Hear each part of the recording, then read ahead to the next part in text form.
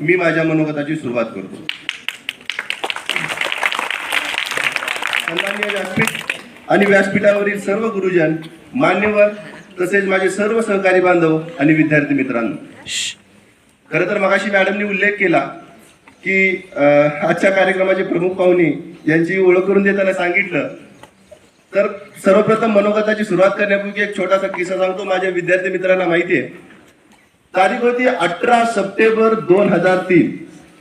इयत्ता 9वी शिकणारा एक विद्यार्थी, त्याच्या आई वडिलांनी त्याची भाषणाची खूप तयारी करून घेतली। कर्मवीर जयंतीचं भाषण होतं, विद्यार्थ्यांनी सुद्धा खूप तयारी केली आणि भाषणाला गेला आणि भाषणाचा किस्सा सांगायचा चालू होता। भाषणाचा किस्सा असा होता की ज्यावेळी पायगोंडा पाटील यांच्या घरी पाहुणे जेवायला आलेले असतात आणि त्यांनी जेवण वाढत असताना पायगोंडा पाटलांना विचारलं की काय हो, काय करतात भाऊराव? त्यावेळी वाक्य असं म्हणणं मी अपेक्षित होतं की काय नाही, खातो आणि गावभर फिरतो। पण गंमत अशी झाली, त्याच वेळी माझं खाली बसलेल्या माझ्या मित्राकडे लक्ष गेलं। तो माझ्याकडे बघून खुदकन हसला आणि माझं सगळं विसरलं।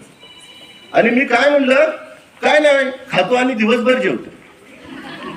आणि त्या वक्तृत्व स्पर्धेचे परीक्षक होते आजच्या कार्यक्रमाचे प्रमुख पाहुणे डॉक्टर चंद्रकांत बाबूराव कुंभार।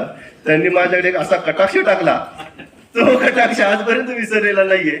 आणि तब्बल आज 19 वर्षानंतर पुन्हा एकदा त्यांच्या समोर आज भाषणाला उभा आहे। त्यामुळे माझी अवस्था तुम्ही चांगल्या पद्धतीने समजू शकता। एसएससी परीक्षेला जाताना सुद्धा एवढा घाबरलेला नव्हतं, तेवढा आज मी घाबरलेला आहे। तर असं आज कर्मवीर जयंतीच्या सोहळ्यानिमित्त आपण या ठिकाणी जमलेलो आहोत। कर्मवीरच भाऊराव पाटीलच का, असा एक छोटासा प्रश्न माझ्या मनात येऊन गेला। ज्या दिवशी आमची चर्चा झाली की भाऊराव पाटील यांच्याविषयी मनोगत व्यक्त करायचं आहे, तर कर्मवीरच का, त्यांच्याविषयी भाषण काय करावं असा मी विचार केला। आणि मग माझ्या लक्षात आलं की मला लहानपणापासून कर्मवीर भाऊराव पाटील यांच्याविषयी प्रचंड आकर्षण आहे। याची 2-3 कारण आहेत।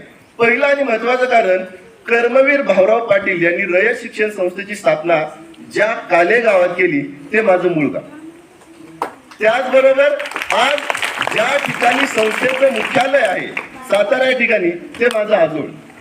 आणि तिसरी महत्वाची गोष्ट की माझं संपूर्ण शिक्षण हे रयत शिक्षण संस्थेमध्ये झालं, त्यामुळे कर्मवीरांविषयी मला नितांत आदर आणि आकर्षण होतं। त्यानंतर मी विचार केला की भाषणामध्ये काय असं वेगळं सांगता येईल मला, की कर्मवीरांविषयी काय सांगता येईल। त्यानंतर विचार करताना मला असा प्रश्न पडला ना, कर्मवीरांच्याकडं